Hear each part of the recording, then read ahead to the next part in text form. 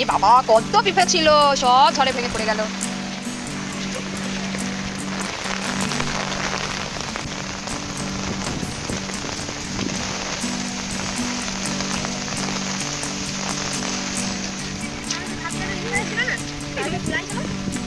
তুই কি মাছ ধরতে জানছিস?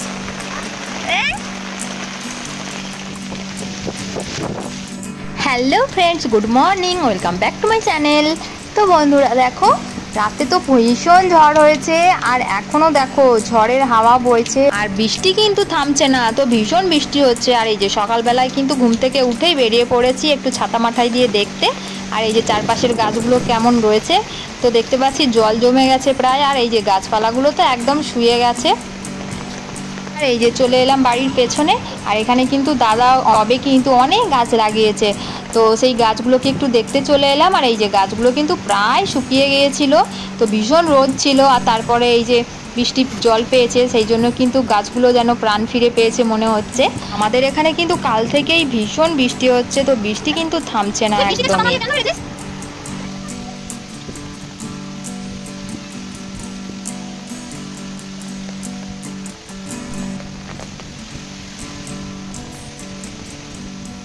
আর এই যে এদিকে এসে দেখছি যে একটা টব অলরেডি উল্টে পড়ে রয়েছে, আর অনেক গাছের পাতাই কিন্তু পুরো এলোমেলো হয়ে রয়েছে দেখতে পাচ্ছি। এখানে কিন্তু অনেক গাছই রয়েছে, তবে কোনো গাছের নাম আমি জানি না, সেই জন্য তোমাদেরকে আর নাম বলতে পারছি না কোনটা কোন গাছ।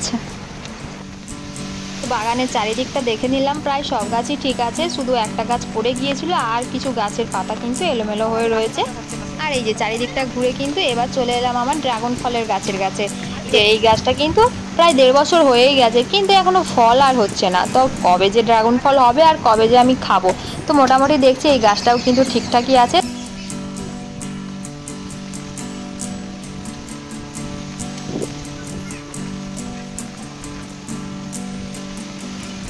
আর এই যে একটু গাছগুলো দেখাশুনো করে এবার চলে এলাম একটু বাড়ির সামনের দিকে।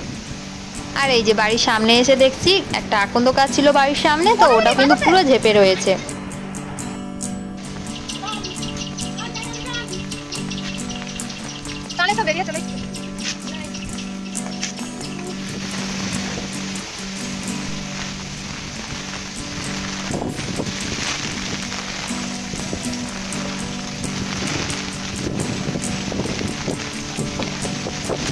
দুজনের কাজ নেই, শুধু ছাতা নিয়ে এই যে বৃষ্টিতে ভিজতে আছে।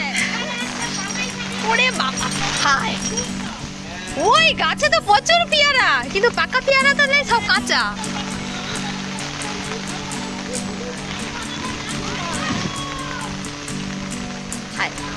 ওই তারের হাই বেড়া যা। আর এই দেখো বন্ধুরা, এখানে পেয়ারা গাছটা তো পুরো শুয়ে পড়েছে, তারপরে তারও ছিঁড়ে গেছে, তারপর বেড়া ছিল, বেড়াটাও কিন্তু ভেঙে গিয়েছে দেখতে পাচ্ছি। আর এই যে ঝড়ের মতো হাওয়া হচ্ছে দেখো, আর বৃষ্টিটাও কিন্তু ভীষণ জোরে পড়ছে।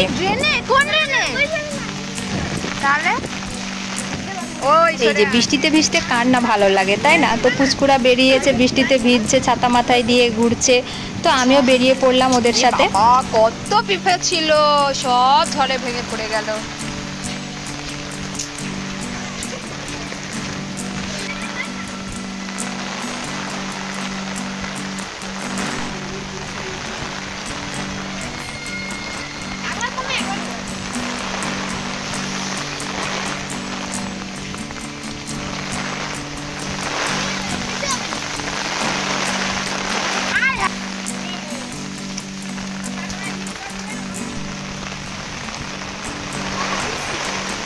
ধরতে জানছিস?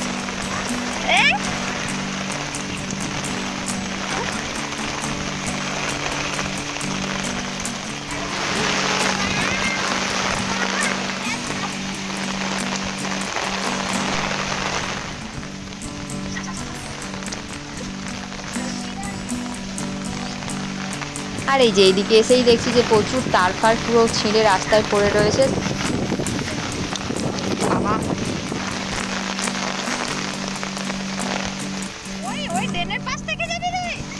আর এই দেখো বন্ধুরা, এখানে কলা বাগানে দেখো কলা গাছ ছিল প্রচুর, তো কলা গাছগুলো প্রায় সব পড়ে গেছে দেখতে পাচ্ছি।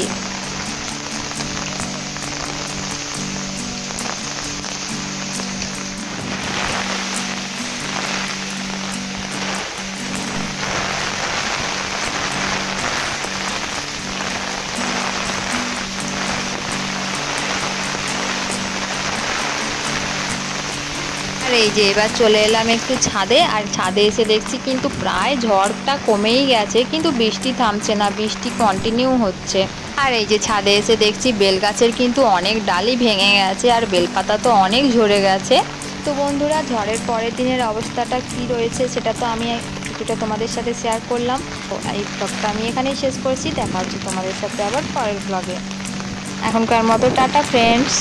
ওরে বাবা রে, কি ঠান্ডা ঠান্ডা হাওয়া রে।